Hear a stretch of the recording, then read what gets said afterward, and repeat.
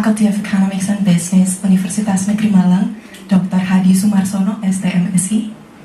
Vice Dean, Student Affairs, Faculty of Economics and Business, Dr. Satya Nur Maharani, SEMSA AKCSR. Vice Dean of General Finance and Staffing, Dr. Titis Sintap Dewi, SPMM. Head of Economic Education, Professor Dr. Nafi, SAMPMPD. And the Head of Management Doctoral Study Program, Professor Dr. Budi Eko Sucipto, MED, MSc. The Adjunct Professor of Faculty of Economic and Business, Universitas Negeri Malang, Dr. Rosmiza Bidin from University Putra Malaysia. And the Honorable Lecturers of Faculty of Economics and Business, Universitas Negeri Malang. Good afternoon. Good morning. We are honored to welcome you to Qualitative Data Analysis Workshop by Dr. Rosmi Sabidin from University Putra Malaysia. And it is a great honor also, Doctor, to welcome you, the adjunct professor who is present here on site, Dr. Rosmi Sabidin, PhD. Thank you. The distinguished guest, ladies and gentlemen, we will begin this event with an opening speech by the head of Management Doctoral Program, which will be followed by the welcoming speech of the Dean of the Faculty of Economics and Business, which will also officially give the open remarks to our agenda today. To mark our first agenda today, I would like to invite the Head of Management Doctoral Program, Professor Dr. Budi Eko Sucipto, MED, MSc. Please, Professor Dr. Budi, the time is yours. Dr. Rosmiza, apa ini bahasa Melayu bisa, bahasa Inggris bisa, bahasa Jawa bisa.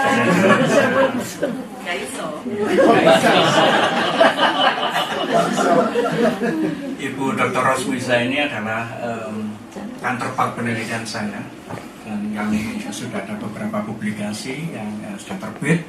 Scopus juga, yang terakhir juga sudah saya berikan ke Ibu Dr. Rosmiza.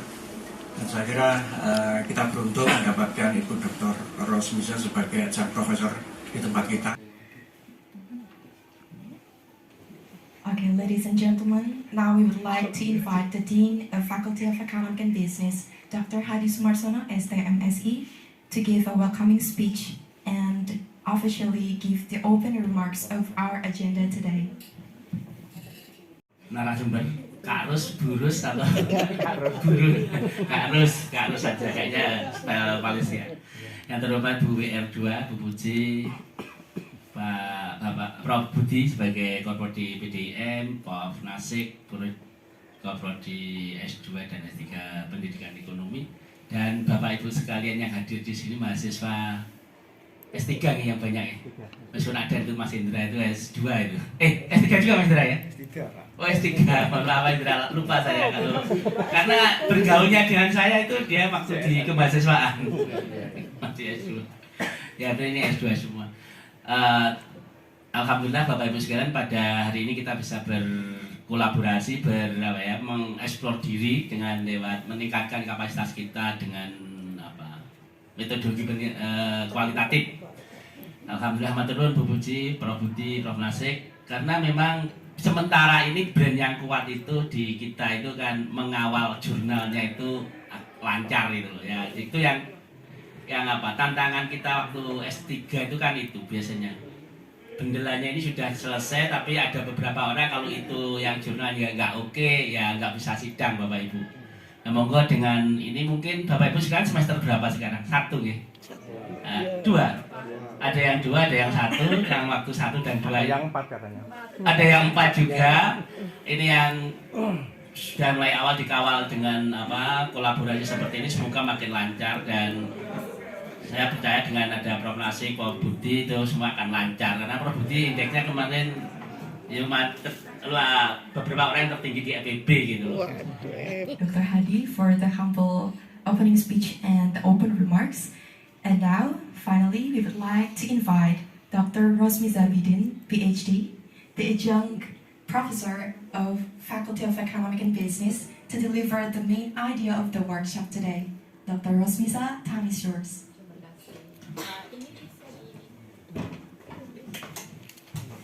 Assalamualaikum warahmatullahi wabarakatuh. Waalaikumsalam Terima warahmatullahi kasih kerana attendance-nya. Jadi bisa campur-campur ya. English sama bahasa Indonesia sama bahasa Malaysia. Tiga ya. Tiga. Ya, cikgu betul. Okey, sementara menunggu ini. Oh, sudah.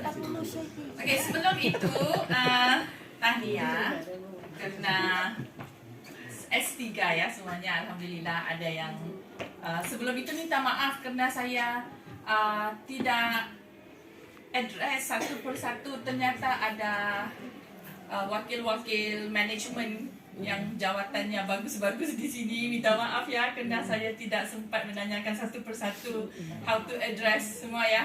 Hadirin yang dihormati sekalian, manajemen ataupun students ataupun yang datang ke sini, saya kira semuanya students ya, S3, PhD ya.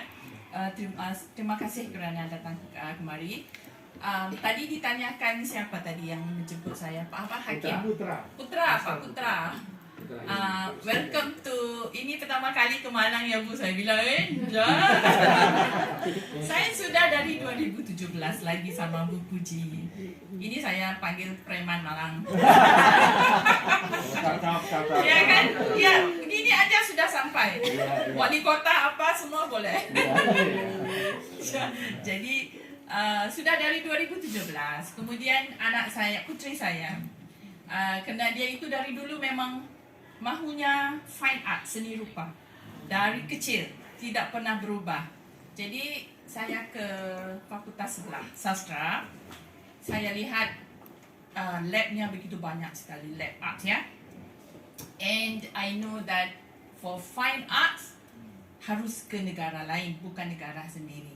Jadi saya bilang sama dia, kalau kamu mau belajar seni, datang ke Indonesia. Itu yang paling pas sekali. Kan? Jadi itu saya registerkan dia di sini. Makanya dia student sudah semester 4. Ya, jadi alhamdulillah I made a good decision and she learned a lot tentang seni rupa yang tidak ada di Malaysia. Betul. Jadi bukan for me, kerana saya sudah puluhan tahun dalam bidang universiti, bukan ranking universiti yang harus diambil kira, tetapi itu bidang apa? Apakah area of study yang mahu study, yang mahu kan? Jadi kalau fine arts memang harus. Jadi seperti kata Pak Budi tadi, kualitatif juga begitu. Ya, qualitative research juga begitu. Qualitative research dari satu teks boleh dilihat dari 10-20 perspektif. Tergantung kepada what is your aim of research. Nah, itu yang saya mahu. Jadi Bu Puji bilang, mahu en vivo satu hari, enggak mungkin. Ya, en vivo. Makanya Puji kalau tadi diminta notes kan, saya menyediakan 5-6 notes.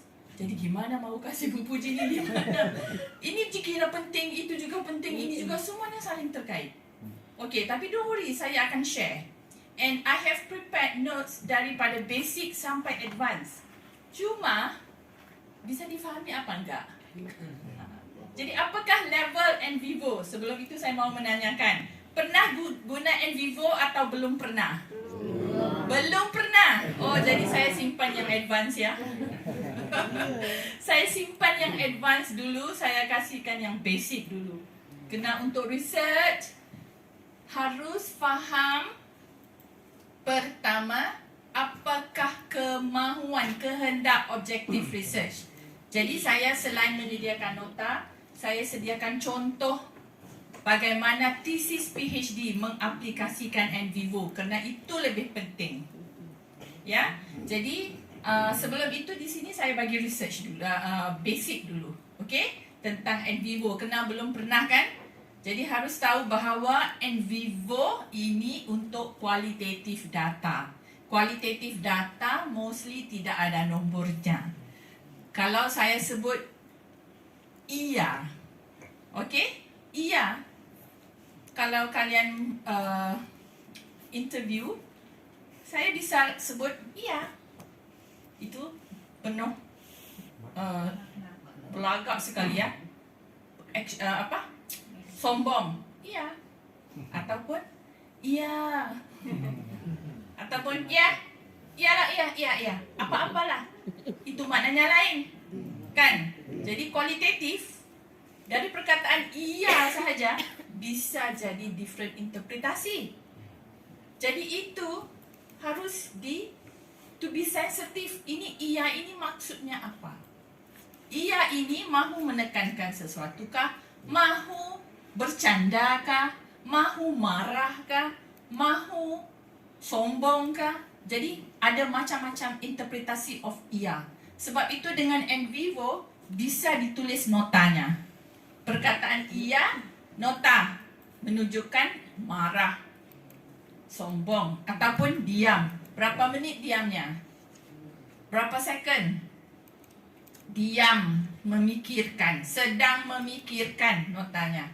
Di dalam coding diam itu pause. Contohnya 30 second pause. Memo, nota. Thinking, sedang memikirkan. Kelihatannya tidak setuju. Itu maksud pause itu. Okey? Kelihatannya tidak setuju. Kelihatannya marah. Ini ekspresi harus dimasukkan. Okey? So, saya sendiri sebab saya ada banyak research, saya bisa qualitative research, saya juga bisa quantitative research. Dan saya melakukan kedua-dua research. And saya dapati bahawa di antara keduanya yang paling mencabar adalah kualitatif. Ya, kualitatif research yang paling mencabar. Yang paling senang kuantitatif. Pastikan tahu gimana melakukan analisisnya. PLS, AMOS, SEM ya. Tahu gimana melakukan, follow step by step, run. Ya, makasih Pak. Okey, run saja. Itu kuantitatif. Kualitatif tidak. Kualitatif harus alert. Persiapan, tidak buru-buru collect data. Sebelum collect data harus faham metodologi. Kerana semasa membuat soalan itu sudah ada pelbagai interpretasi dan cara. Sewaktu melakukan kualitatif itu harus diperhatikan banyak aspek. Timing juga sangat penting sewaktu melakukan data collection. Jadi, tidak boleh buru-buru tulis laporan, kemudian collect data, and then setelah collect data, tidak boleh dipusing lagi. Oh, ini saya tidak tahu ini rupanya kena begini. Harus begini. And then sewaktu itu sudah tidak boleh melakukan apa-apa lagi. Okay, so for students yang ingin melakukan qualitative data, pastikan studi dulu apakah metodologi yang harus dilakukan. Kalau saya kursus qualitative data yang qualitative methodology yang saya ajar, harus dari awal memastikan ini dari segi permulaan ni mahu gunakan approach apa. Grounded theory, inductive kualitatif, deduktif kualitatif, semua itu lain cara pemikiran. Adakah berasas teori atau berasas data? Berasas teori, ada teorinya dan diekstrak content according to theory. Itu namanya deduktif. Ya? Itu induktif kualitatif. Kalau deduktif kualitatif, daripada data itu deduce findings, baru dicari teori. Jadi kalau jurnalnya, nanti penulisan jurnalnya harus kualitatif data presented dahulu, based on data, baru dicadangkan teori. Lain. Kalau yang berasas teori, dikenal pasti teorinya dulu, kemudian dicari bahan ikut bahan berasaskan teori, tetapi itu paling, kalau yang kualitatif totok itu dia marah betul dengan kaedah itu. Walaupun kaedah itu sebenarnya bisa appear bisa diambil penemuan-penemuan baru at the same time.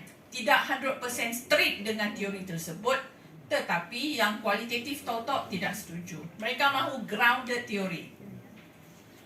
Kan? Tapi jangan worry kualitatif ini adalah satu bidang yang terbuka. Metodologi penelitian yang terbuka. Jadi bisa ambil kaedah pertama induktif, kemudian kemudian dijadikan deduktif, ataupun bisa dilakukan pelbagai analisis dengan data tersebut, tidak ada masalah. Kena asalkan ada justifikasi metodologi yang kukuh mengapa dilakukan, dan ada literature review. PhD ni penulisan dia mahu bergerak sikit literature. Ini pernah dilakukan oleh bla bla bla bla. Langkah kedua, ini pula mengamalkan begini, maka ini disokong, makanya kita mengambil ini. Untuk langkah ketiga pula, hati-hati ya jangan jatuh. Untuk langkah ketiga pula, prosedur ini adalah untuk tesis kita akan melakukan bla bla bla. Ini adalah berdasarkan kepada bla bla bla bla. Langkah keempat, seterusnya kami akan melakukan bla bla bla. Ini pernah dilakukan oleh bla bla bla. 1-2 researcher cukup. Ya, untuk proses, ya. Mengapa diinterpretasikan begini? Ini diinterpretasikan mengikut bla bla bla, kerana ini pernah dilakukan oleh studi sekian-sekian orang tentang sekian-sekian perkara. Kan, contohnya bila kita menginterpretasi, kan, contohnya pengurusan. Di sini saya bawakan satu contoh research tentang pengurusan gender equality, kan? Bagaimana menguruskan gender equality? Apakah gender equality? Semua itu tidak boleh digunakan berdasarkan pemikiran sendiri, kerana ini research. Apakah maksud research? Mestilah boleh direplikasi. Kalau saya baca tesis Bu Puji, nanti saya bisa melakukannya di Malaysia dengan follow apa yang ditulis oleh researcher. Itulah research. Jadi setiap pergerakan dalam research harus didukung oleh penemuan lepas, siapa yang pernah melakukannya. Apakah gender equality? Gender equality according to Bini ialah begini-begini. Apakah metodologi mengkaji ini? Kajian yang pernah dilakukan tentang pengurusan, tentang perkara lain pula, tak semestinya gender equality, menggunakan research ini, metodologi ini. Kemudian jalan lagi, siapa lagi, jalan lagi, siapa lagi. Jadi begitu. Okey, so jangan lupa ya, S3 sentiasa akrab dengan literatur. Ya. Okey. Okey, so untuk asas ya, untuk asas dulu saya akan sebelum saya tunjukkan materi, saya ada materi step by step, don't worry. Jadi ambil saja materi itu, follow, buka laptop, jalan, bisa. Jangan kita tak mau buang masa terlalu banyak follow ini ya, dipelajari apakah filosofi penggunaan ini dulu. Jadi pertama foundation, kedua en vivo itu sendiri. Okey, yang pertama, okey, right, jangan lupa mesti ingat bahawa en vivo ini memang bagus, tapi ada problemnya. Kenal dulu problem dia apa, okey? So problem pertama, dia boleh crash. Yang version baru 12, okey, semakin improve. Dan version baru 12 semakin 12++, semakin bagus, semakin advanced function. Tapi saya akan tunjukkan sepintas lalu sahaja yang nota advance, kena grup ini masih ini kan. Tetapi kalau en vivo 10 sudah cukup untuk menggunakan basic en vivo ya. Okey, dia boleh crash. Selalu jangan lupa buat save. Okey, masukkan data dan sebagainya, save. Sentiasa harus save selalu kena save. Okey. Jika ada researcher RA, 2 orang RA bekerja dalam projek yang sama, and kita sebagai main researcher, kadang-kadang untuk merge, menggabungkan apa yang dilakukan oleh orang yang satu, yang kedua, yang ketiga, yang keempat, itu harus dilakukan dengan berhati-hati. Especially jika data yang besar. Jika data yang besar, harus berhati-hati. NVivo 12 sudah boleh auto-code ataupun boleh export daripada, boleh import data daripada file yang sedia ada yang besar. Contohnya 1000 penduduk Malang sudah ada di dalam database lain, boleh masuk dalam NVivo dan dianalisis. Jadi itu harus dilakukan sangat berhati-hati kerana dia belum lagi kerana datanya sangat kompleks. I still remember back in 1997, semasa itu teman saya dari Filipina melakukan data kualitatif, and ini Kadas ni qualitative data analysis software belum famous, okay? Dan dia itu di sekeliling rumah sewanya penuh dengan sticky notes.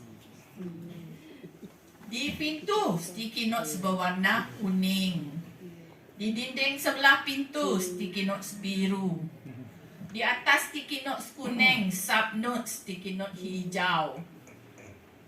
Sekeliling penuh di lantai. Jadi kalau ke rumahnya, tolong jangan masuk bilik ini, atau hati-hati dengan apa yang kamu pijak. Jangan diusik apa-apa pun. Bisa gila kalau terlupa. Iya, 10 tahun PhD kualitatif. Tapi dia sekarang ini pengarah di Universitas di Manila. Dia bukan VC, Vice Chancellor. Ya. Di ini Jean namanya, JEAN, Jean. Itu 10 tahun PhD nya kualitatif. Tapi sekarang don't worry, sudah ada ini. Okey, boleh dilakukan. Tetapi kalau orangnya yang seperti saya ini susah kerana ada penyakit perfectionist. Itu tidak bagus untuk orang yang sedang buat PhD kerana kita bukan mau mengubah dunia. Kan ya? Kalian bukan mau mengubah dunia. Harus lakukan secepat mungkin. Jalan. Jangan terlalu perfect. Jangan, no. Okay? So, harus bergerak. Kalau tak bergerak, something wrong with you. Jangan tak bergerak ya. Kalau tidak bergerak, itu ambil kayu rotan. Okay? So, satu lagi ini. Mesti ada space yang banyak dalam komputer. Jika komputer anda hampir penuh, tolong jangan download NVivo kerana semasa download bisa, tetapi nanti apabila ada kemasukan datanya, dia akan berat. Laptop lama yang dibarukan. Semua dihapus. Bukan dihapus ya sayang, dipindah datanya ke Google. Google Drive. Ya, yang tidak ada keperluannya dibuang. Program-program yang tidak ada keperluannya dibuang. Okay? So ini ya. So computer assisted program memang tool yang bagus, tetapi mesti pastikan ini bukan metodologi ya. NVivo ini bukan metodologi. NVivo ini tool. Alat bantu. Itu bukan metodologi, jangan salah sangka. Okey. Ini selain daripada NVivo, apa lagi kualitatif? Ini antara different software yang boleh digunakan menggantikan NVivo. Contohnya ada ini yang lama lah, Maxda, DDoS, ada Atlas, okey. Ini yang antara open source. Ini tapi ini tidak famous di Asia. Ini antara yang ada tetapi tidak famous di Asia. Mainly kita gunakan NVivo and Atlas. Atlas lebih mudah ya penggunaannya. Okey. Ini contoh ya, ini saya ambil dari publication yang 2013. Tapi sekarang 2023, 10 tahun, kita boleh dapati bahawa publication pasti akan lebih banyak. Ini semasa 10 tahun lepas, penggunaan NVivo, yang publication yang menggunakan NVivo baru 158. Tetapi Atlas sedikit lagi. NVivo lebih famous. Okay, ini area yang menggunakan publication, and please notice that medicine yang paling banyak guna NVivo. Even sekarang ini nanti at the end nanti saya akan tunjukkan, ternyata NVivo ini bukan tujuannya untuk studi saja. NVivo ini bisa digunakan untuk project management di kementerian pemerintah kan, kementerian juga boleh menggunakan ya. Okey. Pro and cons ya menggunakan KADA ini, qualitative data analysis. Apakah kebaikan dia? Positif dia ialah tidak perlu satu rumah tanpa sticky note. Single location saja boleh store data. Berapa banyak pun notesnya, don't worry. Respondennya don't worry. Okay? Dan akses juga easy, buka di komputer sahaja. Okay, tetapi dan juga data boleh bisa besar, no problem juga. And analisis akan konsisten. Bila kita buat query, kita akan dapat analyze pelbagai perkara, dan nanti akan divisualisasikan data itu menjadi satu visual yang akan bantu kita bina teori. Itu yang bagus. Okey, bagaimana bina teori nanti saya tunjukkan kalau sempat. Okay, negative. Proximity to the source of analysis. Okay, jarak dengan source sumber analisis itu. Sekenakan dianya di sini sahaja. Okay. Kemudian, selalu kita memikirkan NVivo itu metode, tetapi dia sebenarnya tool. Ya, hati-hati kerana sudah mengisi semua di sini. Tetapi apa yang harus ditulis tidak tahu. Kerana itu hanyalah alat, bukan metodologi. Metodologinya kualitatif. Alat itu, penggunaan alat ini tergantung kepada apa yang kita decide, kita fikirkan sebagai tepat. Jadi metodologi itu datangnya dari kita, understanding. Jika kita tidak faham, masukkan apa saja dalam NVivo, dia still akan run. Tetapi apakah yang kita masukkan itu betul? Jadi hasil PhD report bukannya datang dari NVivo, tetapi datangnya dari careful planning oleh researcher. Kalau salah memilih responden, salah memilih frame yang ingin dianalisakan, salah mendefinisikan variable. Contohnya saya ingin mendefinisikan pengurusan gender equality. Pengurusan bagaimanakah Universitas Malang menguruskan gender equality, kesaksamaan gender di Malang. Apakah caranya? Kalau saya tidak tahu mahu mendefinisikan pengurusan gender equality itu menggunakan definisi apa, hasilnya bisa jadi nol. Jadi bagaimana mahu mendefinisikan gender equality, kesaksamaan, pengurusan gender equality? Check previous research. According to Dr. Rosmiza, gender equality boleh dikaji dari aspek sosial, ekonomi, bla bla bla bla. Jadi saya follow Dr. Rosmiza. Itu betul. Okey? Ataupun itu yang berasas teori. Ataupun baca dulu teori. Teori daripada 1, 2, 3, 4, 5. Study yang past tadi.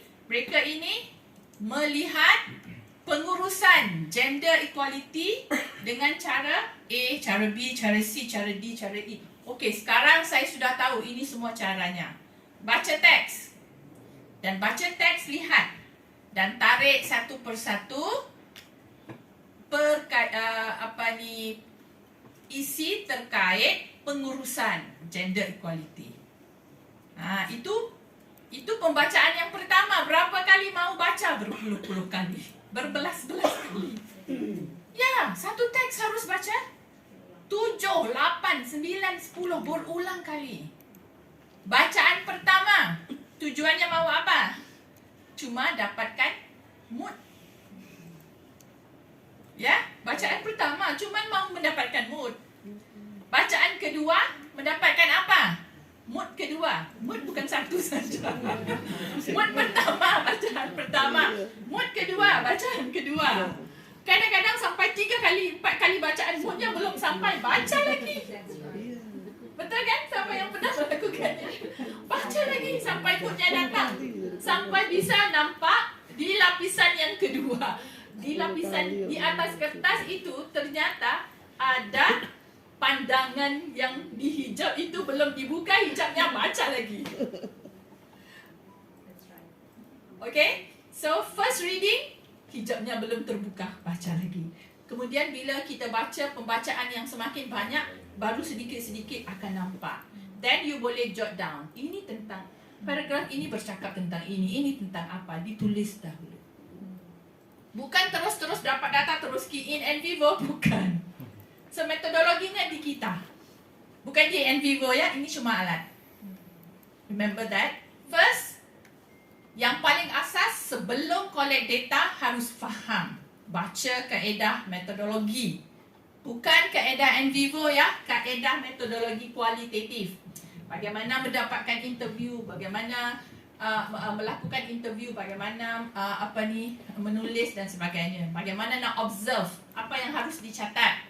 Jangan terlepas, itu waktu yang penting.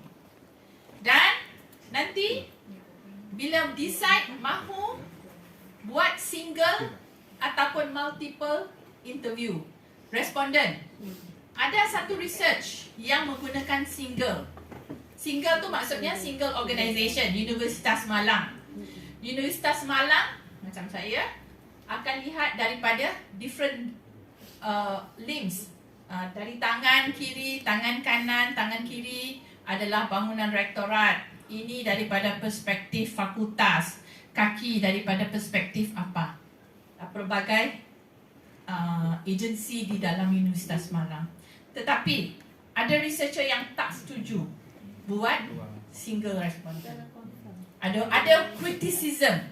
Dia kata kalau you buat kaji Universitas Malang, you mau dapatkan pembaharuan apa? You tidak compare dengan Universitas Brawijaya. So ini PhD research, apa penemuan you? You did not compare. Jadi banyak researcher yang mensyaratkan you mesti compare between organisation. Unless you have a very strong reason kenapa mahu kaji Universitas Malang sahaja, then boleh diambil kira. Tetapi sekiranya hanya mengkaji saya sendiri sahaja, apa yang you dapat untuk new knowledge based on pengkajian Universitas Malang sahaja. Jadi lebih baik buat research yang dibiayai oleh Universitas Malang, dan itu bisa kerana itu practical research. Tapi PhD research harus ada new knowledge. Kalau new knowledge tidak cukup satu. Banyak researcher yang famous, dia berpegang kepada lebih daripada satu. Okay, tapi I had my friend yang buat satu, tapi dia justifikasikan dia study ini dari perspektif management, top management, dari perspektif investors, dari perspektif competitors, dari perspektif banyak perspektif customers. Okay, so ada banyak funders, dia study semua groups yang related to company A. Then itu justify kenapa satu company. Okay, so kualitatif mesti harus banyak. Alright, apa lagi negative aspect? Time and effort to become efficient. Adakah kita boleh katakan dengan NVivo kita boleh memendekkan masa? Yes, tetapi harus pandai menggunakan masa dan effort. Ada orang yang menggunakan in vivo selama berbulan-bulan still tidak nampak. Tak efisien. Okey, kalau anda tidak tahu, tidak memahami filosofi kualitatif research, gunakan, terus buka, masukkan data dalam in vivo, maaf, ini tidak berhasil. Sebab tu metodologi harus dibaca. Dalam buat research, baca dan baca sebanyak buku tentang metodologi. Nanti anda akan jumpa pelbagai perkara. Reluctance to change categories one's form. Ini penyakitnya. Dalam pembacaan kualitatif data, kita akan sentiasa mahu improve. Okey? Ini categories. Kadang-kadang apabila kita buat research, kategori yang pertama yang mula-mula kita form, semakin kita baca, kita akan tukar kategori yang lain, improve kategori. Tapi penyakitnya kalau buat dengan in vivo, kelihatannya kategorinya sudah cantik, dengan note, subnote semua. Mahu tukar, aduh susah sekali. Kalau buat manual, ya, kena itu. Semasa saya study saya, mula-mula saya lakukan dengan in vivo.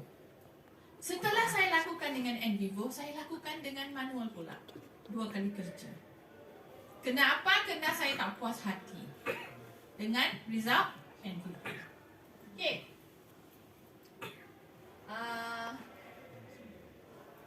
Okay. Ini contoh yang saya ceritakan yang jin tadi ya. Don't worry, in vivo, kalau anda katakan supervisor saya menyuruh saya lakukan in vivo, wajib. Sebenarnya selain in vivo juga, kalau mau pakai manual juga bisa. Okay, saya tahu bahawa banyak supervisor yang akan advise at the same time gunakan cara manual. Saya sendiri tergantung kepada data. Ada data yang sesuai dilakukan manual, lakukan manual. Juga saya akan tengok student saya. Kalau saya rasa dia itu bukan tech savvy, saya suruh dia pakai manual. Ada yang research yang dilakukan oleh kumpulan-kumpulan yang sudah meningkat usia kan, jadi pembelajaran tentang ini jadi lambat. Jadi saya bilang, okey, kamu pakai yang manual. Kerana datanya juga tidak banyak. Okey, jadi bisa dilakukan manual. So ini cara yang manual. Ini bisa pakai spade baju. Spade tali. Ya, itu berlaku. Rentangkan tali. Kadang-kadang tali rapiannya juga harus different colours. Iya betul. Mana yang boleh dimanipulasikan, silakan. Okay, different colours of tali, different colours of spade. Spade kan sudah ada banyak sekarang, spade baju tu. Bisa, and then kertas nota different colours, itu sangat penting. Kalau tak nanti bisa end up di mental hospital. Ini apa ya? Permulaannya, okay. Bila dah masuk banyak responden dan banyak apa, sudah, ini apa? Itu harus hati-hati. Di bahagian ruang tamu, analisis A. Di dapur, analisis B juga bisa. Di bilik yang pertama, analisis C bisa. Anything, okay? So, data analisis, okay, dilakukan secara ini. Okay. Semasa bila harus consider in vivo? Pertama, jika kurang daripada 25 jam, boleh settle coding. Pakai tangan aja. Okay? Manual aja. Kalau tidak banyak. Kalau lebih daripada 25 jam untuk coding terlalu banyak, then pakai in vivo. Okay? Kalau sampai 25 ke 60 jam coding, in vivo, tak ada masalah. Okay? Alright. Kemudian, okay. Ini harus tenang ya, tidak mahu masuk mental hospital. Apabila buat ini, part yang paling part yang paling mencabar sekali adalah part analisis ya. So harus disetkan, jangan di dalam rumah yang anaknya bising. Jadi nanti aduh gimana ini. Okey, semasa membuat ini mesti tenang. Kalau saya di rumah tidak pernah bisa melakukan aktiviti analisis. Kena anaknya 5. Sekarang anaknya udah gede, okey. Dulu masa menyiapkan PhD anaknya kecil kan, harus lari ke tempat yang ada zen ini. Okey, harus lari ke tempat yang senyap. Dan satu lagi, tapi ini tergantung orang ya. Kalau saya, jika sudah memulakan, jangan dihentikan. Jangan sesiapa berani mengetuk pintu. Kerana nanti motivasinya itu sudah hilang, susah mau cari. Di bawah meja tak jumpa, dalam almari tak jumpa, di mana-mana tak jumpa. Kalau sekali sudah buat, biarkan dia duduk di situ sampai bila dia mau duduk. Suami atau isteri harus ada pemahaman ini. Kalau suami saya, dia sudah tahu.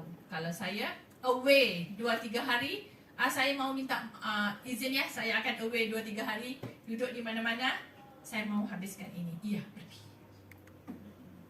Ataupun dulu time saya buat PhD, bila time cuti sekolah, saya bilang, aduh cuti sekolah gimana ini, anak-anak semua ada di rumah, ini harus cepat disiapkan. Okey, tenang aja, saya bawa anak-anak pulang ke kampung. Jadi dia bawa semua anak-anak pulang ke kampung, saya tinggal seorang di rumah, dan saya bisa lakukan. Jadi harus ada understanding. Betul. Pasangan harus ada understanding ya. Kalau isteri academician atau suami academician, ini besar cabarannya. Kan? Aduh, gimana ya saya survive. Okey, ini apa yang NVivo Software tidak akan lakukan untuk anda. Ini harus anda tahu. Ini pertama, education. Mesti ada foundation. Tak ada foundation, marilah tools, alat daripada langit ketujuh sekalipun tidak akan bisa membantu. Mesti tahu. Jadi jangan malas.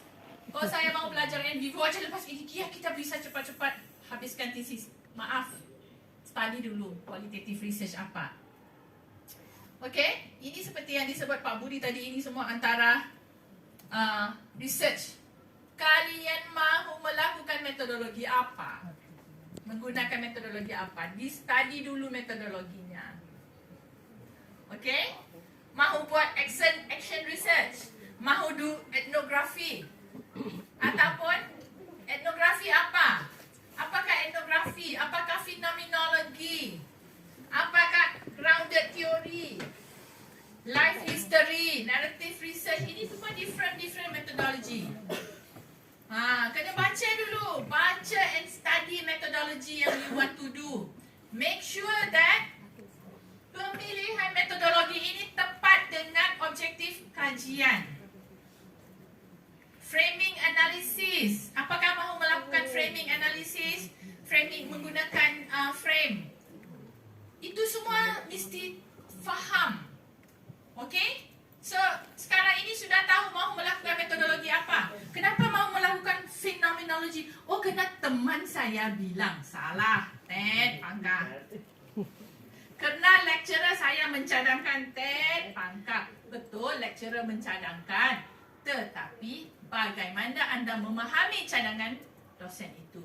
Kalau tidak faham, habis. Jadi, apa yang tak ada tagnya, apa yang tak ada right-nya, sendiri baca.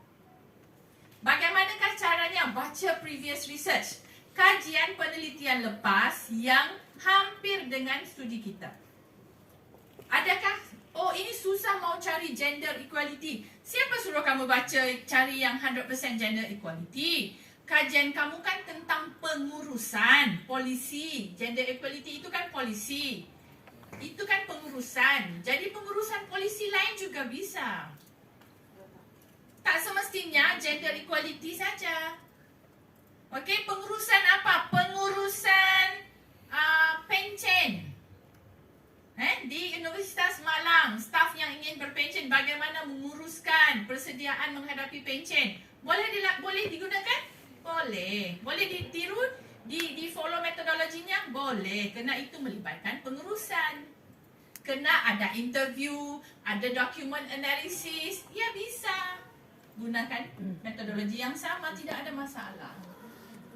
Okey, tapi kalau kajian itu lain, contohnya saya ingin menilai bagaimanakah newspaper, bagaimana newspapers berbeza dalam menukar minda, membentuk agenda masyarakat. How newspaper forms agenda. Boleh tak saya nak buat management ni? Tak boleh, sebab itu kena pakai framing analysis. Itu metodologinya totally different. Okay? So harus faham ya. Follow previous research yang serupa. Dan PhD ni memang macam tu. Kita kena follow aja. Baca, cari yang serupa, follow. Jangan pening kepala student saya undergraduate selalu. Doktor, saya tak jumpa research on gender equality. Maunya gender equality juga. Saya bilang, oh tidak semesti gender equality. Anything yang related dengan study itu boleh dijadikan literatur. Oh, jadi kalau study tentang pengurusan pencen boleh? Iya, bisa. Kerana itu tentang pengurusan. Pengurusan ni polisi. Polisi itu can be gender equality, can be pencen, can be pengurusan dana, can be anything. Kan? Jadi asalkan key-nya adalah pengurusan polisi, yang follow saja research apa-apa pun boleh. Okay, alright. So, ingat faham ya? Okay, ini pembantunya ada asistennya. Polisi di sini apa maksudnya? Kebijakan. Iya.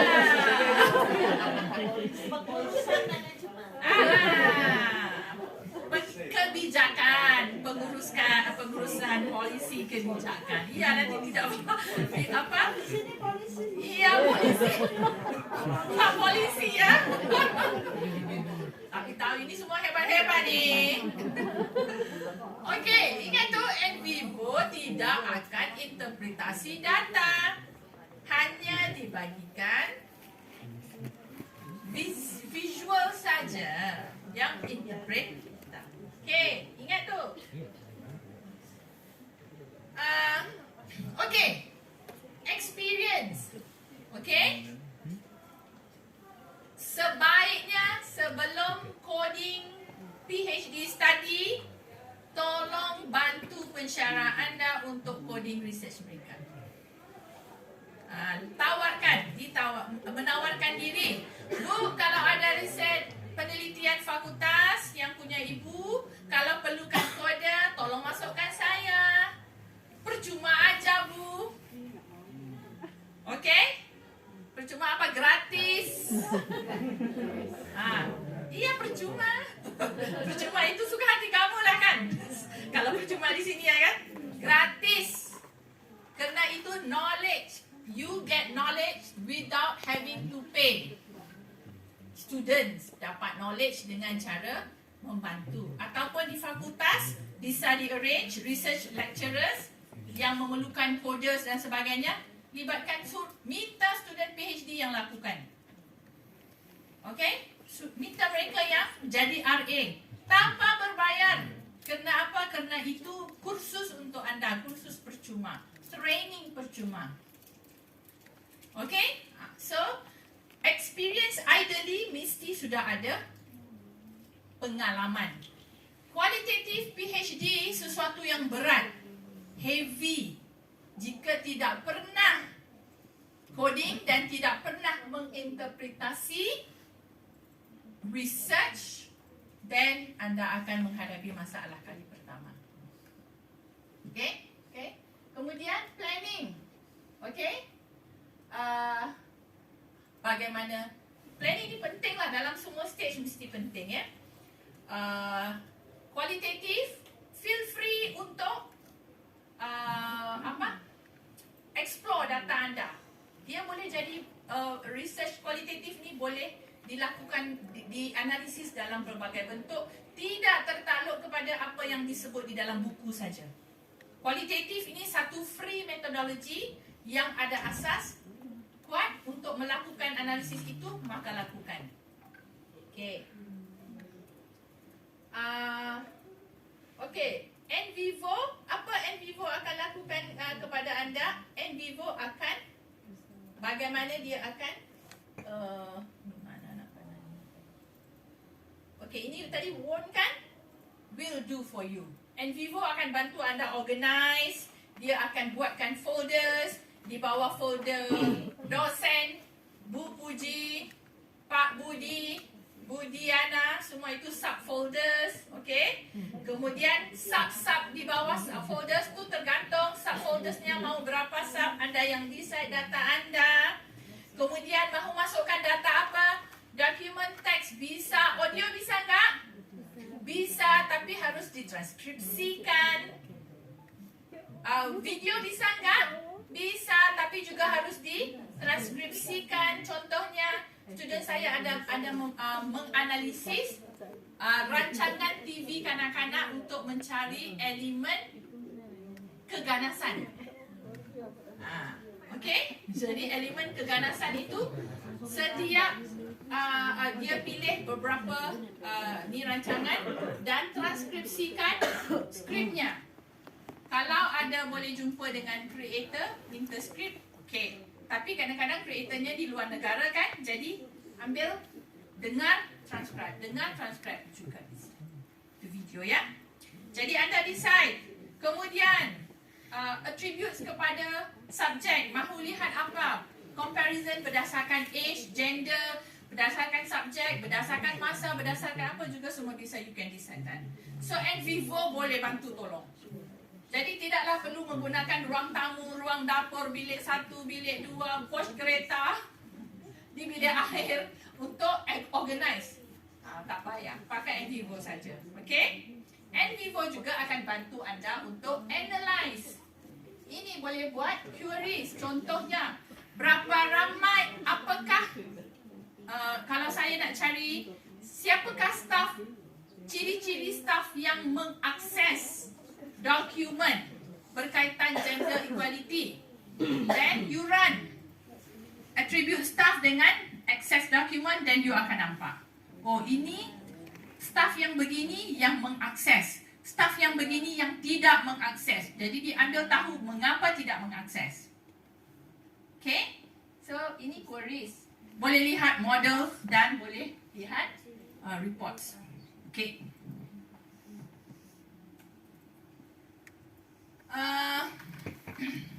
Okay, jangan risau untuk buat silap. NVivo ada undo button. Okay, so you takkan mess up your project sebab you ada undo button. So jangan panic. Okay, tapi ada software yang you salah buat, you terpaksa close tanpa save. Sebab dia akan pergi ke last part yang you save sahaja. Yang you silap tu jangan save. Okay? Ada software yang macam tu. NVivo tak apa, you boleh undo. Ada software yang tak ada undo. Okay? So NVivo selamat, aman. Okay? Although you want to be free to code interesting data, think before you code. Plan bagaimana mahu nak code. Orang yang terlalu terlalu di dalam kod itu, di dalam projek itu, dia akan overcode. Sebab itu dinasihatkan setelah anda membaca, sebelum hijab terbuka kan kita baca 1-2 kali. Setelah kita baca, tutup dulu 2 hari. Tutup 2 hari. Kerana apa? Sebelum memulakan coding, jangan usik 2 hari. Kerana apa? Kerana kita tidak mahu apa yang telah kita baca di literatur, di apa itu mengganggu, mempengaruhi coding kita. Tutup 2 hari, shopping, relax, tengok TV, nonton, sebagainya. Kemudian fresh. Sebab manusia kan ada short term dengan long term memory kan. Kita tak mahu short term memory mempengaruhi kita punya coding proses. Tutup dulu 2 hari, kemudian mulakan. Then you akan start fresh. Short term memory takkan ganggu you punya coding proses. Macam tu. Macam tu juga bila anda buat kualitatif coding, analisis dan sebagainya. Jika anda rasa sudah maksimal, stop. Tak boleh paksa ya. Different people different ketahanannya. Stop. Tahu bila mahu take a break. Ini adalah asas dalam NVivo. Jangan dipaksa. Kerana apa? Kerana ingat ini tu sahaja. Tapi yang decide ini mahu kod di bawah apa adalah anda. Jadi kalau anda terlalu stres, anda akan hilang pertimbangan tentang pemahaman konten tersebut. Okay, so jangan ya. Siapa yang jaga masa? Ada yang jaga masa? Nanti tolong dikasih tahu jika masa sudah hampir ya. Okay. Ini you have to. Ini juga yang diterangkan Pak Budi tadi. Bagaimana anda menjadi orang yang bisa membaca data dengan efisien. Apabila anda menggunakan NVivo, okey, anda akan memakai banyak topi. Pertama sebagai project manager, philosopher, librarian. Apa yang anda buat sebagai project manager? Okey. Project manager, okey, you harus faham bagaimana mengurus research. Ingat research ni ada banyak responden, ada banyak data. Okay, so dia harus diurus. Tak boleh tak plan ya, mesti jadi pengurus. Okay. Apakah limitasi harus tahu? Limitasi NVivo apa? Dan jika ada limitasi, bagaimana menyelesaikannya? Harus tahu. Tidak boleh last minute. Boleh tak you dapat data yang you nak daripada NVivo tersebut? Tahu dulu capacity NVivo. Kalau NVivo tidak bisa mendapatkan data tersebut, cari alternatif. Okay? Ini ada ramai, kalau researcher, lecturer, ada ramai researcher. Macam mana technical issue kalau ada ramai RA yang nak masukkan data dalam satu projek? Ini semua technical issue. So, you mestilah ada misi dan visi dan bagaimana mahu bergerak ke situ. Okay, project manager. Okay, PhD harus jadi project manager. Kemudian topik seterusnya library. Librarian buat apa? Dia bagi kategori. Dia assign data. Dia buat folder. Macam mana you nak strukturkan data? Itu jadi librarian.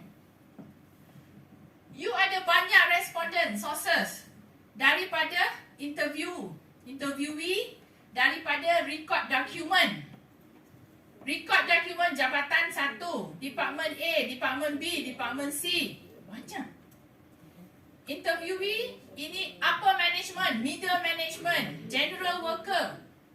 You know, so ada banyak. So harus folder, nama folder dan juga note yang akan keluar. Bila you buat coding kan ada notes dia. So bagaimana you nak pilih nama-nama yang betul? Okay, sebab itu saya kata kena baca previous research. Previous research dia ada terms dia. Terms tu yang kita boleh gunakan. Okay, ataupun recycle. Kemudian di bawah itu ada subnote lagi. Note 1, makanan. Subnotes, makanan barat, makanan timur, makanan bayi, makanan dewasa. Makanan barat, apa lagi? Sub dia, pasta, berasas daging, berasas tepung, apa? Okay? So, you have to create. NVivo tak akan create for you. You yang kena create. Jadi nanti, kalau saya dulu, objektif studi itu saya tulis besar-besar di atas cardboard. Tampal. Asal saya melakukan, saya tengok objektif. Rasanya beratus kali saya akan melihat objektif tersebut. Setiap kali mahu coding, mahu proses apa pun, tengok di objektif. Kalau mejanya besar, ini. Kan ni, objektif. Tulis. So, buat kerja, objektif. Buat kerja lagi, objektif. Sentiasa kena tengok objektif. Jangan salah, jangan lari dari objektif. Okay? So ini sebagai librarian coding, categorization and so on. Kemudian philosopher. Okay, explore data. You kena guna query function. Query ni function untuk analisis data ada banyak. You have to decide. You nak analisis dengan cara apa? Macam saya kata tadi, ingin lihat karakteristik staff yang macam mana yang ada akses kepada dokumen. Berapa kali mereka mengakses dokumen? Berapa kerap mereka mengakses dokumen? Adakah mengakses dokumen? Berapa lama selalunya mereka buka dokumen? So, sebenarnya data ini you boleh dapat jika you gunakan machine learning. Advance lah. Machine learning ni pakai program. Tapi you kena ada bachelor programming computer science. Saya ada minta student saya yang buat PhD, saya bilang sama dia, saya kata kalau you tak mau susah, you belajar R. Ada siapa sini yang tahu R program, R language? Tak tahu kan? Ini kan social science kan? Okey, tapi sekarang student saya tu orangnya muda. Muda lagi, student PhD baru umurnya 31 macam tu. Okey? Cowok. Jadi inspirasi, dan dia itu computer savvy, dia banyak faham tentang komputer. So saya bilang, since you ada knowledge yang bagus tentang komputer, you study R. Saya bagi you duit research ni, pergi. Saya ada research, saya bagi dia duit research, dia pergi training. Dan dia bisa melakukan analisis menggunakan R. Dan apabila dia melakukan R, ini sejuta kali lagi detail daripada NVivo. Dia hanya klik, masukkan programming, akan keluar semua detail perkaitan antara itu dan ini dan sebagainya. Dan bisa, kalau machine learning, bisa menganalisis 99 tahun literatur dan dapatkan patterns. Contohnya dalam, saya ada satu publish on halal. Systematic Literature Review kan, dia buat machine learning. Kita dapat tahu dalam 99 tahun literatur terkait halal, apakah topik-topik yang paling famous? Jadi dia susun ikut table, topik yang paling banyak. Apakah topik yang tidak ada? Identity. Saya kan buat tentang corporate identity halal. Ternyata corporate identity halal tidak banyak didiskusikan dalam literatur di Malaysia dan juga international. Itu machine learning.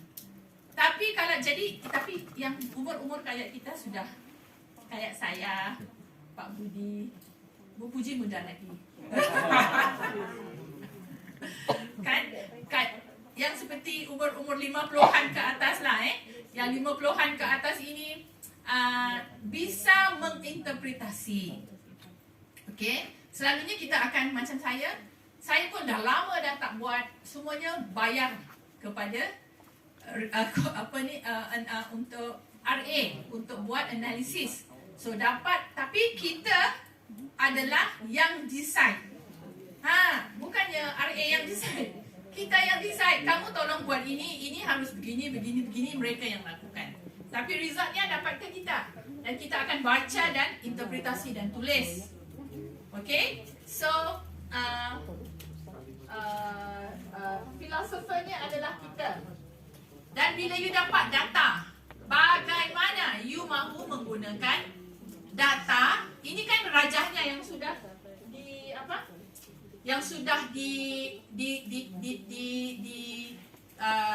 visualizekan oleh NVivo. Ini note 1 ada data begini, subnotes, ada lagi link kan. Datanya NVivo kan terlalu kompleks kan. Jadi data itu apa? Bagaimana mahu menggunakannya?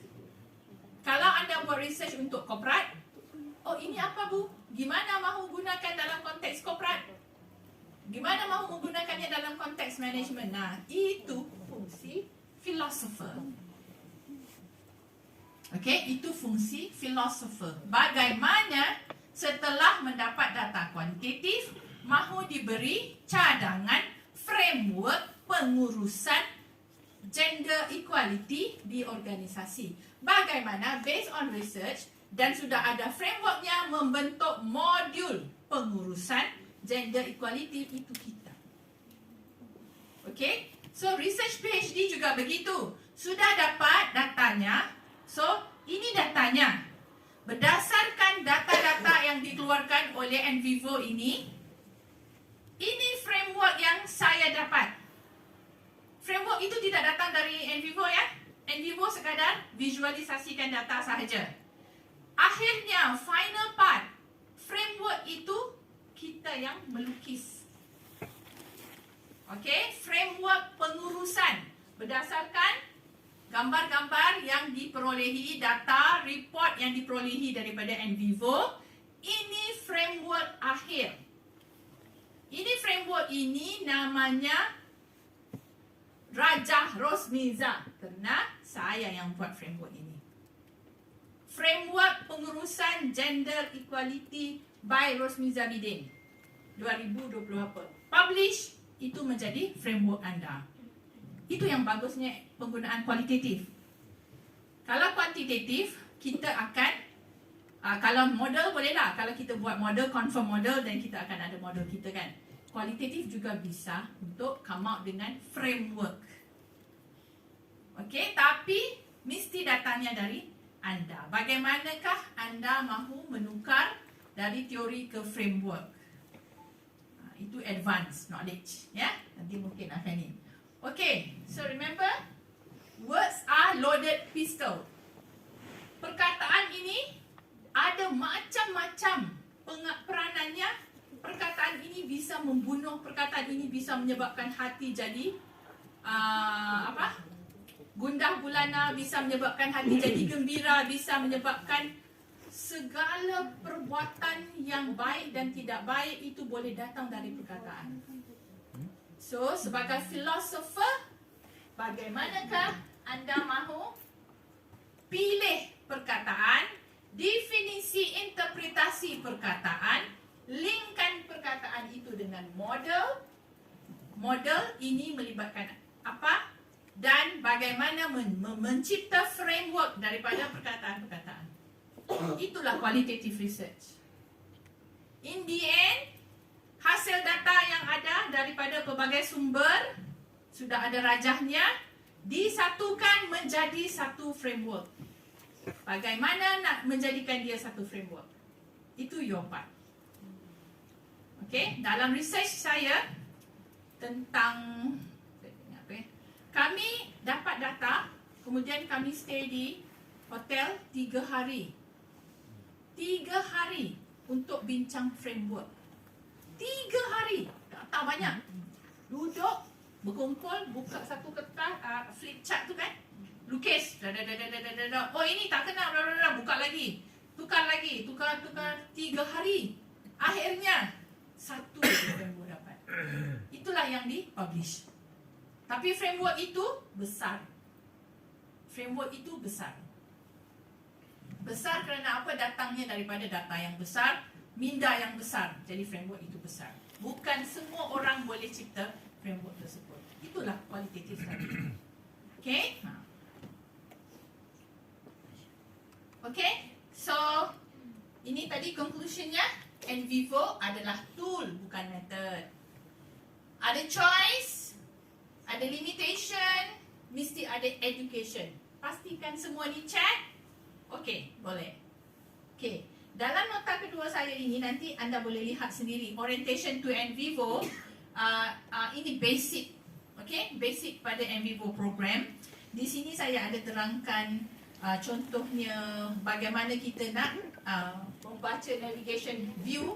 Ini kan tadi saya tunjukkan, ini ada source kita dapat daripada internal, daripada external, daripada data yang sudah diimport daripada mana-mana analisis di sini.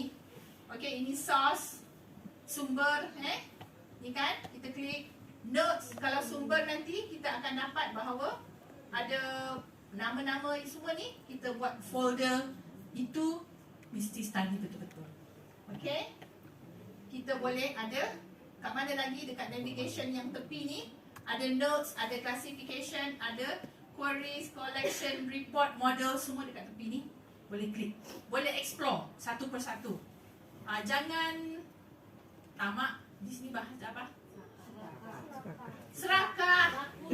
Jangan terlalu Okay? Ia jangan terlalu rakus, dilakukan satu persatu.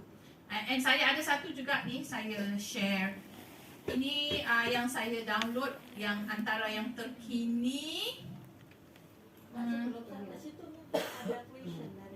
Okay, bisa. Ini just nak tunjuk sebentar ya. Ini kan, ini nanti saya share, ini juga bisa download. Okay, ini 12 Pro yang antara yang terkini. Ada ditunjukkan step by step. Contohnya dengan rajah. Okay, begini ya. Interface, ada exercise-nya. Ya, okay. So ini saya ambil daripada University of Queensland. Tidak ada signal.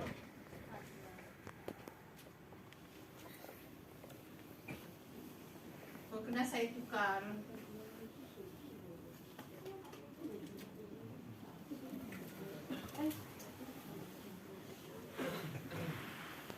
Ataupun kena ini bukan presentation ya. Mungkin dia.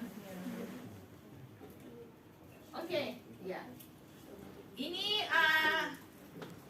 Envivo ya, saya ambil daripada University of Queensland, Envivo 12 Pro. Okay, di sini boleh ada banyak juga di internet, di YouTube juga ada banyak step by step. Jadi harus diikuti. Tolong ya, satu persatu, kerana kalau saya ajar di kelas ini terlalu banyak yang saya ingin sampaikan, nanti tidak bisa fokus satu persatu on how do you do. Okay, di sini contohnya, di sini getting, dia ada terangkan contoh ya. Okay. Okay, seawal klik ikon untuk buka program sudah diterangkan. Okay, klik dulu, masukkan details, blank project. Okay, klik dekat blank project option, masukkan details, nama project dan sebagainya. Okay, ini yang saya bilang di sini navigation view. Navigation yang di sini, kalau buka source, semua yang dalam source akan keluar di sini. Okay, kemudian dalam source tu ada nama folder Rosmiza. Klik folder Rosmiza, yang di sini akan keluar semua tentang interview Rosmiza. Itu macam tu. Okay, dan you follow lah sampai ke bawah ni. Macam mana nak buat mind map, ada klik mind map, masukkan mind map dan sebagainya. Tapi kan tadi saya sudah terangkan, sebelum mahu buat mind map, baca dulu. Kan? Di sini Envivo tak ada. Envivo tak tulis. Tapi di sini saya bagi tahu, sebelum mahu buat mind map, baca sekali, 2 kali, 3 kali, 4 kali, hingga akhirnya boleh memutuskan untuk memulakan analisis. Baca dan familiarize content, barulah masukkan ke Envivo. Okay, dan seterusnya ya, ini nanti di follow. Ini macam mana nak klik daripada satu, ini satu, kemudian membentuk anaknya subnotes, child kan, daripada satu membentuk 2, dan seterusnya, itu diterangkan di sini, boleh follow. Kemudian boleh tukar warna, boleh diletakkan, boleh dan sebagainya, boleh tukar-tukar dia punya visualnya. Kemudian macam mana nak notes daripada mind map tersebut, mau masukkan konten dia macam mana. Okay, semua diterang ya, nanti just follow saja, very simple. Simple dengan bergambar. Okay, baca yang ini dulu, kemudian buka YouTube. Okay, YouTube, cari satu-satu. Contohnya now, you dah tahu bahawa mind map. Macam mana nak create mind map? Oh, gimana ya sebenarnya? Ini kurang faham kayaknya. Ambil perkataan itu, creating mind map in Envivo, pergi ke YouTube dan search dan follow pula. Lihat video bagaimana mereka melakukannya. Okay? Right. Okay, selain ini yang ni ya, nanti boleh follow, saya akan share dokumen ini. Coding notes and cases dan sebagainya. Macam mana nak remove code, macam mana apa semua, ini ada diterangkan satu persatu. Don't worry, sangat mudah. Okay, sangat mudah. Now, back to kita punya Okay, back to ini tadi. Di sini juga saya ada masukkan. Okay. Okay, definisilah sumber. Apakah maksud sumber? Contohnya, kalau internal tu ada transkripsi yang ingin dimasukkan, ada notanya, ada. Kalau eksternal contohnya mungkin apabila kita bercakap tentang video yang ganas, dimasukkan link video yang ganas tu yang mana satu. So kita pun boleh masukkan eksternal. And then memo, semasa kita menulis tu, kita ada nota, kita terus terfikir, oh kayaknya orang itu suaranya keras dan matanya besar, suaranya keras dan dia termengah-mengah semasa situasi itu berlaku. Jadi ini menunjukkan dia marah. Marah. Okey, dia marah. Jadi ditulis di sini. Notes and thoughts. Kadang-kadang you boleh kata, semasa saya melakukan interview itu, saya mendapati bahawa suasana di pejabat itu ternyata huru-hara. Huru-hara dalam bahasa Indonesia apa? Sama, huru-hara. Ternyata pegawai-pegawai itu saling berteriak keras. Mereka itu saling berkejar ke sana kemari dengan begitu busy sekali. Mereka, itu your observation ya. Semasa bila you tulis observation itu, apabila your research memerlukan you untuk interpretasi kandungan itu berdasarkan situasi sekeliling. Nampak tak? Contohnya, saya nak buat research tentang ibu tunggal. Okay? Psikologi ibu tunggal. Okay. So, ini subjek psikologi kan? Psychologist dia akan belajar body language, body language dan sebagainya. Okay, so you kata semasa interview, ibu itu menggaru tangannya sepanjang interview. Okay, menyentuh hidung lebih daripada 10 kali. Setiap beberapa saat akan menyentuh hidungnya. Okay, penglihatannya selorong aja. Kosong, pandangannya kosong. Itu ini notes and thoughts. Semasa anda menulis memo, ini sumber ini namanya Rosmiza. Okey, masa interview itu dijalankan, semasa dia sedang menjawab persoalan itu, sebelum beliau nota, semasa menjawab, dia terdiam beberapa saat. Matanya berkaca, pandangannya kosong. Okey, pemerhatian itu bagi setengah research penting. Research yang berkaitan management selalunya tak ambil kira yang itu. Mau mata berkaca kah, mau mata berkayu kah, berapa kah, tidak penting. Kan? Selalunya management ini kita direct to the point. Tapi kalau you study psychology, yes. So, depends lah your topik apa. So, ini penting. Tapi kalau you cakap tentang leadership ini harus acceptance employee terhadap leaders.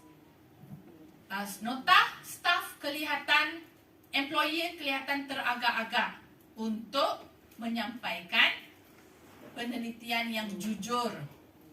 Okey? Mereka seperti mereka cerita, memanipulasi. Tapi bagaimana you come up with that manipulation tu, you kena tulis dekat nota. Mereka ternyata tidak lancar di dalam jawapan. Menoleh ke kiri dan ke kanan, selalu senyum-senyum seperti tidak serius, dan terlalu santai. Contoh ya, untuk menunjukkan bahawa employee di situ tidak ada attitude yang tegas ataupun tidak ada attitude yang ni. Ataupun di situ employee pekerja A tidak dapat menyatakan dengan jelas perasaan sebenar kerana ketuanya ada di situ. Ditulis tu. Kehadiran ketua sepanjang. Ketua itu ternyata seorang yang sangat dominan kerana sepanjang interview stafnya dia sentiasa ada di situ. Itu harus kena apa saja yang difikirkan ataupun kerusi itu tidak selesa menjadikan suasana bilik panas dan kerusi tidak selesa menjadikan employee itu buru-buru mahu menghabiskan interview. Itu you punya. Sebab itu, sebelum you buat interview, you have to decide setting of the room. Mesti sama. Tak boleh interview pertama, keadaan biliknya panas, kerusi tidak selesa. Next interview, biliknya beraircon dan kerusinya enak. Nanti jawapannya tidak sama tu.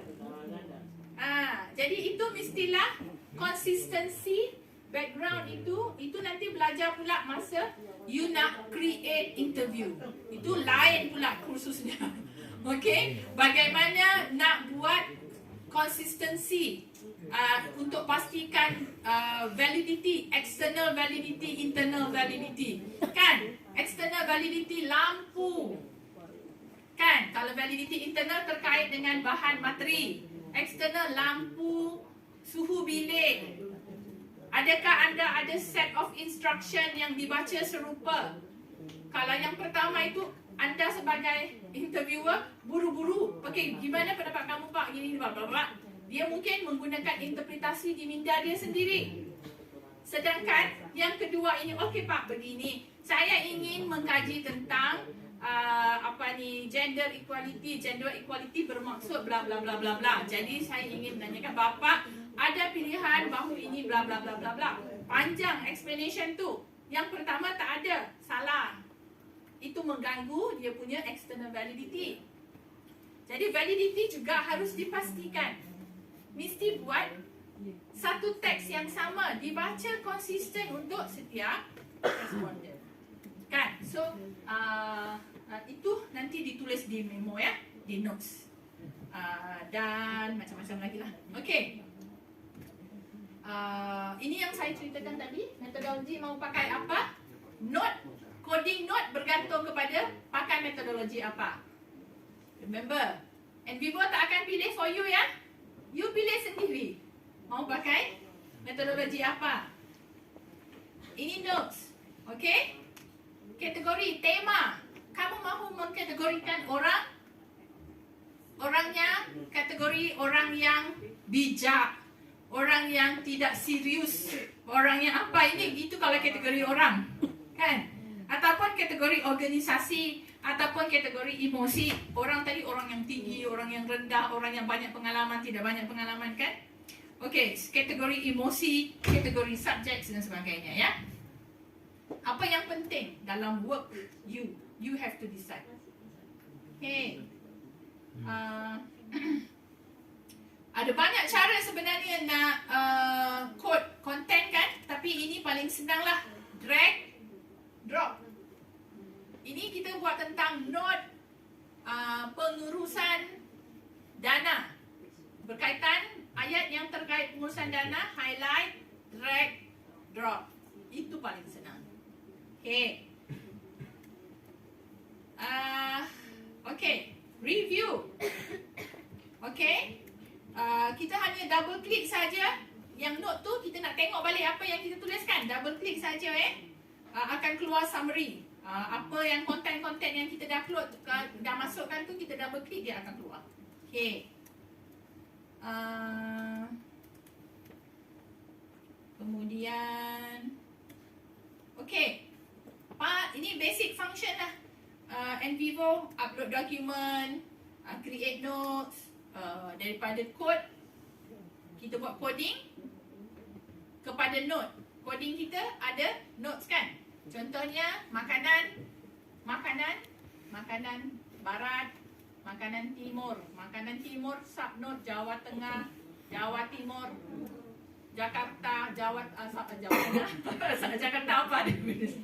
Okay, so itu nanti Jawa Timur rawon. Jawa Timur pula boleh bagi lagi.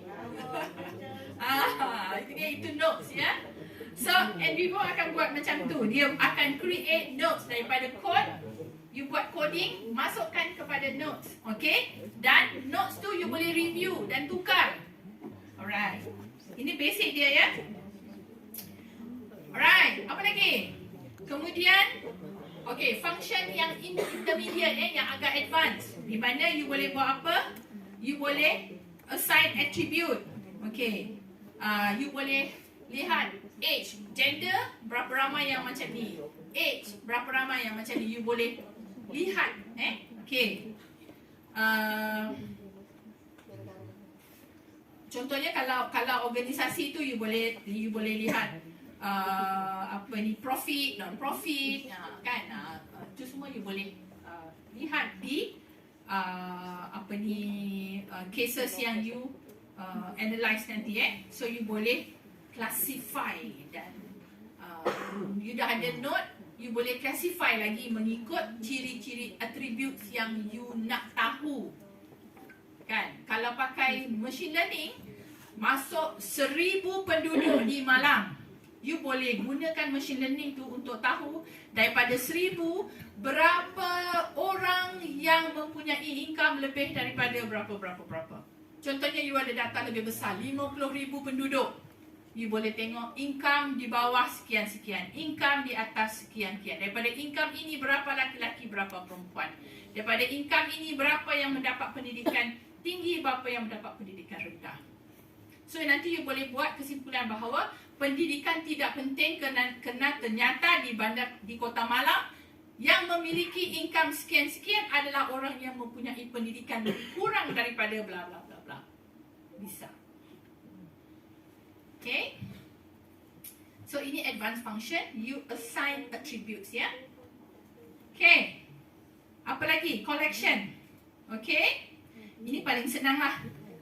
You dapatkan overall function of your data. Okay. Ini paling senang, overall picture daripada data ini. Apa memo yang you dah buat, apa notes yang you dah create. So you akan boleh view semua. Okay. Boleh juga buat alerts, quasi alerts. Contohnya, you tak ramai laki-laki yang register masuk di pengajian ini. So, you buat alert apabila ada pelajar laki-laki masuk. Sebab ini yang you, berdasarkan data, sila buat alert pelajar laki-laki tersebut supaya you tahu, okay, ini pelajar laki-laki yang masuk. Contohnya, ya. So, ini sangat penting untuk large project lah. Contohnya, you menjaga data populasi di Malang, di Kota Malang. Okey, apabila ada data baru yang berbeza, yang penting bagi you. Contohnya expert. Di Kota Malang berapa orang ada expert sekian-sekian. So apabila data itu masuk, kita akan create alert. Okey, ini ada. So you akan keep track dengan benda yang you nak. Okey. Okey, ini queries. Okey. Queries ini advanced function lah ya. Lebih kepada intermediate to advanced function. So data you akan boleh buat query data you all at once. You dah masukkan semua, you analisa gunakan query. Okay. Okay. Kemudian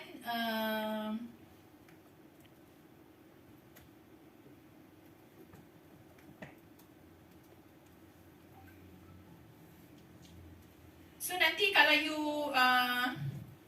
you akan boleh masukkan perkataan. Contohnya perkataan sedih. Sedih. So you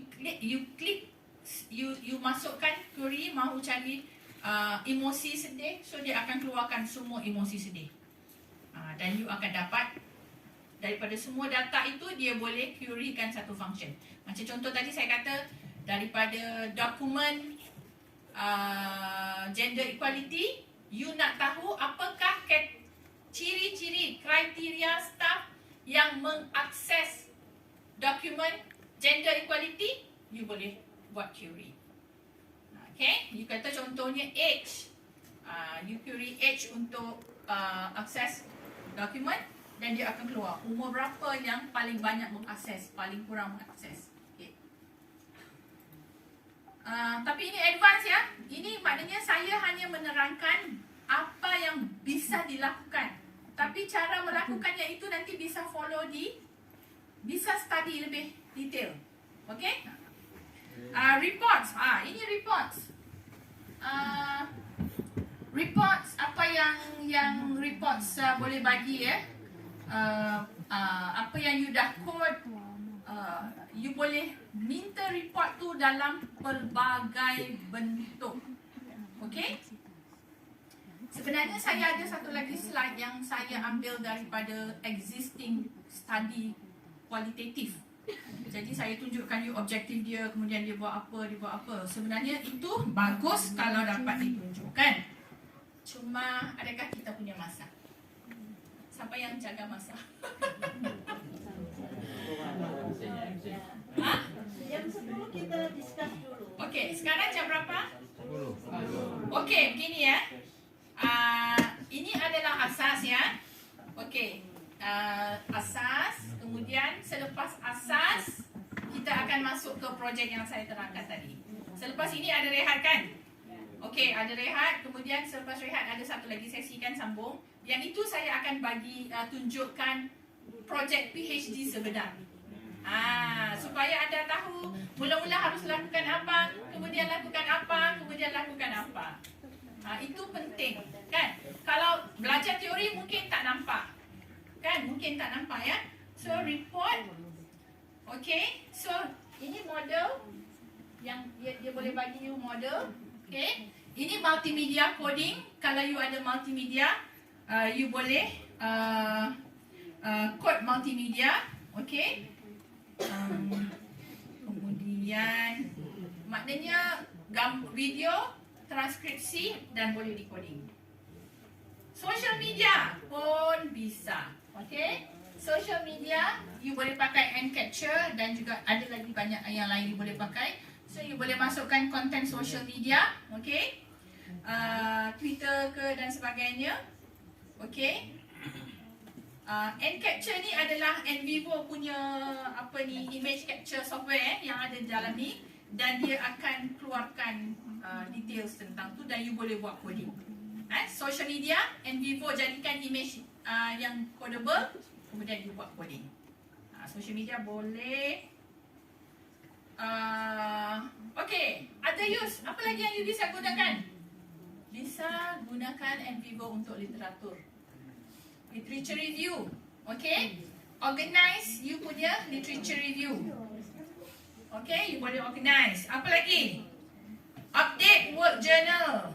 Contohnya, kita kan yang dosen kan harus setiap hujung tahun harus masukkan. Ya, inilah diary-nya, personal diary. Update every 2 minggu. You boleh masukkan jurnal ataupun you boleh mau masukkan progress projek setiap 2 minggu, boleh. Okay. Ataupun you bagi health di Kementerian Kesihatan kan, mereka ada komplain. Okay. So you boleh gunakan Envivo untuk track komplain daripada different department. Ini bahagian ini, bahagian itu. Envivo juga bisa. Bukan untuk buat PhD je tau. Envivo ni banyak guna. Okay. So things to remember. Consider your software options. Envivo baru satu, ada banyak lagi. Okay. Training sangat penting. Ini sudah hari ini berapa jam? 4 jam. Sekurang-kurangnya 25 hingga 30 jam sebelum buat research PhD. Ikuti kursus kualitatif. Okay. Dan Envivo dan sebagainya. Faham dia punya limitasi. Cari solusi kepada limitasi supaya semasa you buat nota dan you buat PhD, you tak akan tidak akan tidak akan terkejut. Akhirnya nanti ini tidak ada, Envivo tidak bisa melakukan ini, jadi gimana? Carikan solusi. Okay, ini asasnya ya. Ini asas baru. Asas sahaja ya. Ingat tu 25 hingga 40 jam training. Ini baru 4 jam kan? Ini baru 2 jam. Nanti lagi 2 jam. Ada lagi. nanti salah. Bahaya. Tak boleh buat PhD research tanpa undergo qualitative training. Okey, soalan. Ya, tanya jawab dulu ya. Tanya jawab dulu. Okey. Ataupun terlalu apa? Belum tahu lagi mau tanya apa. Ya. Ada. Mohon izin Prof menyampaikan pertanyaan dalam bahasa Indonesia. Ya. Ini tadi saya sangat tertarik dan juga memang banyak sekali input yang saya dapatkan terkait kualitatif riset. Yang ingin saya akan tanyakan adalah untuk kualitatif riset itu sebenarnya ketika kita ingin publikasi, apakah kecenderungan diterimanya itu untuk artikel-artikel yang kualitatif kemudian dibantu dengan in vivo, ataukah kualitatif yang memang misalnya kita menggunakan datanya yang tidak terlalu besar, jadi fenomenologinya itu hanya manual, manual. Itu seperti apa kira-kira? Ya, diakui kualitatif tidak berbantu in vivo, mungkin kelihatan tidak begitu menarik untuk dipublish, tetapi dengan metodologi yang diterangkan secara detail itu tetap akan diterima. Betul. Ya. Metodologi itu kan saya bilang satu langkah langkah ini dipandu oleh dapatan ini. Langkah seterusnya dipandu oleh begini. Kan? So bermula seawal metodologi apa yang ingin digunakan? Metodologi ini digunakan kerana sekian-sekian orang pernah menggunakan studi ini dalam studi pengurusan polisi di bla bla bla bla. Oleh itu kami menggunakan metodologi ini. Kemudian berapa ramai responden ini diambil kerana ini researcher ini mencadangkan untuk mengkaji social policy haruslah mendapatkan dari sekian dan sekian dan sekian, macam tu. Jadi semuanya dipandu. Tapi kalau hanya just menerangkan, okey kami menggunakan ini, kami buat itu, buat ini, hanya dari datangnya dari diri researcher sendiri, tak strong. Kalau mahu publikasi accepted dalam good journal, saya pernah baca publication in vivo manual. Tetapi penerangannya itu detail.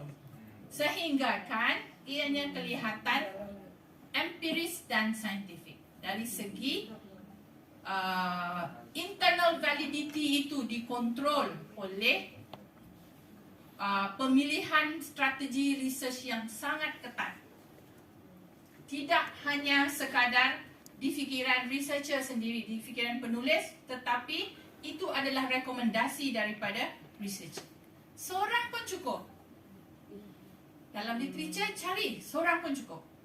Ini berpandu pada bla bla bla bla. Jadi seolah-olah kita menceritakan proses perjalanan, okey? Dan semasa melakukan proses itu kita dipandu oleh previous researchers dan dia jadi strong. Okay, so jangan risau. Semasa saya ada follow kelas PhD kan, dan saya lihat bagaimana student menulis artikel, saya dapati bahawa pertama mengapa sebab artikel di reject adalah metodologi tidak jelas. Sebab utama, literatur begitu baik sekali, okay, literatur dan result presented in a very consistent manner. Tetapi metodologi itu tidak dijelaskan. Jadi bagaimana penilai bisa yakin bahawa result ini dipandu oleh metodologi yang jelas? Itu dia tidak dapat decide kerana tidak dinyatakan di bahagian metodologi. Resultnya bagus tapi ini dipandu oleh apa? Definisinya apa? Paling banyak yang saya tengok student tak buat adalah mendefinisikan konstruk kajian. Bagaimana konstruk itu, ya, dia definisikan bagaimana dia kod konstruk tersebut di dalam datanya. Tidak didefinisikan. Follow siapa? Siapa punya definisi? Menggunakan teori siapa? Tak ada. saja dibagi tahu ini kami ingin mengkaji gender equality. Gender equality daripada ada beribu-ribu definisi gender equality. Kajian kamu ini menggunakan definisi siapa? Kena saya harus tahu. Kena nanti saya ingin check questionnaire kamu. Adakah questionnaire kamu konsisten dengan definisi yang kamu gunakan? Dan adakah definisi ini konsisten dengan objektif kajian kamu? Semuanya itu terkait. Nanti definisi siapa? Tidak dinyatakan. Bagaimana definisi itu mengkaji gender equality aspek 1, 2, 3, 4, 5. Adakah questionnaire kamu ada aspek 1, 2, 3, 4, 5 itu? Kan terkait. Jadi kalau saya tidak tahu kamu menggunakan construct definition itu dari siapa, bagaimana saya mahu menilai questionnaire itu tepat apa enggak? Bagaimana saya mahu menilai result kamu itu benar-benar mengkaji apa yang ingin dikaji? Kan? Nah, itu penting. Jadi di situ kurangnya, ya? Iya, Bu Diana. Iya, terima kasih. Bapak Ibu sekalian, ini nanti kita tanya jawabnya sampai jam 10.15. Kemudian rehat sebentar, gitu ya. Nanti setengah 11 dimulai lagi. Nanti waktu kita sampai jam 12. Pertanyaan lanjutan yang masih tersimpan itu dikeluarkan besok pagi, ya, besok pagi di aula, gitu ya. Kemudian kalau sudah punya artikel, draft artikel ataupun draft proposal, itu boleh kucing dengan Bu Rosmisa besok. Itu ya Pak. Jadi ini waktunya full 2 hari harus dimanfaatkan sebelum pergi ke Vena.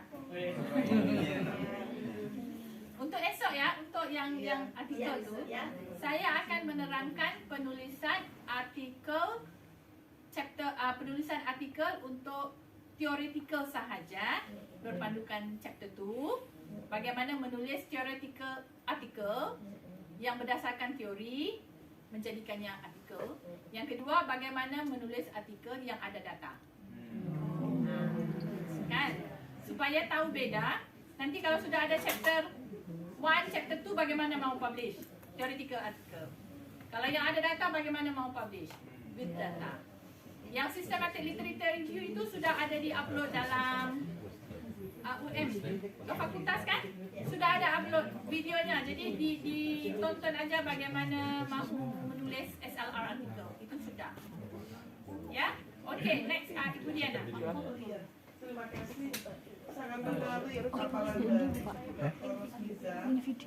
Tapi saya menjelaskan terkait bagaimana kita nanti mencari responden ya, terutama di penelitian kualitatif itu responden saya lihat seringkali cuma jumlahnya sedikit. Ada berbagai problem pada saat kita melakukan interview kepada responden dengan berbagai karakteristik responden. Nah sekarang kebetulan ada responden itu sangat dipentingkan dalam penelitian itu dan mereka kenal dekat dengan kita sebagai peneliti. Contohnya Ros aja kenal dekat dengan saya tidak di responden. Nah tentunya kan di dalam problem-problem penelitian itu seringkali terjadi problem ada halo efek. Betul. Seakan-akan saya harus jawab yang bagus-bagus mumpung Ros bicara dengan saya. Nah ini kan artinya independensi itu nggak ada di sini. Bagaimana menyiasati itu? Apakah responden nggak saya ini harus di-delete di dalam riset itu atau bagaimana? Bukan di-delete, mungkin itu ya. Kena untuk mendapatkan responden itu kan harus teman-teman yang kenal. Iya. Padahal kan ada efek halo kadang-kadang. Ya, tapi ada efeknya karena dia kenal, dia mesti mau yang terbaik aja Iya, kan. terbaik aja ini. Setuju. Gimana? Okey. Untuk responden ini harus ada satu kursus khusus untuk responden kajian. Kena ada banyak do's and don'ts untuk responden kajian. Okey, yang terkait isu yang Budi sebut tadi benar sama sekali. 200% benar. Tetapi ada penyelesaiannya. Di mana? Antaranya ialah Jangan saya yang melakukan interview itu. Gunakan orang lain. Iya. Contohnya saya bilang, okey Bu Diana, kalau mungkin Bu Diana ini sensitif orangnya, maunya saya juga. Jadi bagaimana? Jadi saya bilang, maaf Bu Diana, saya tidak bisa datang kerana bos saya suruh ke meeting yang amat penting. Tetapi saya bagikan researcher terbaik saya untuk Bu Diana. Jadi hantar. Okey, jadi kita sebagai sebagai researcher mestilah harus tahu bagaimana untuk menggunakan psikologi. Kerana psikologi ini sangat-sangat mempengaruhi proses interview. Kadang-kadang kalau kita rasakan semasa proses interview, researcher tidak selesa, dan harus sebelum buat interview mestilah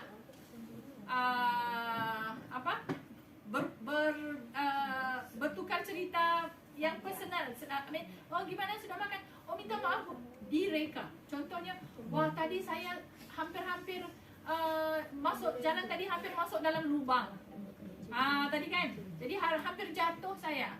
Jadi itu nanti akan menyebabkan suasana itu ceria. Padahal tidak terjadi apa-apa. Tapi itu penting untuk mencipta suasana. Jadi harus kita cipta sesuatu.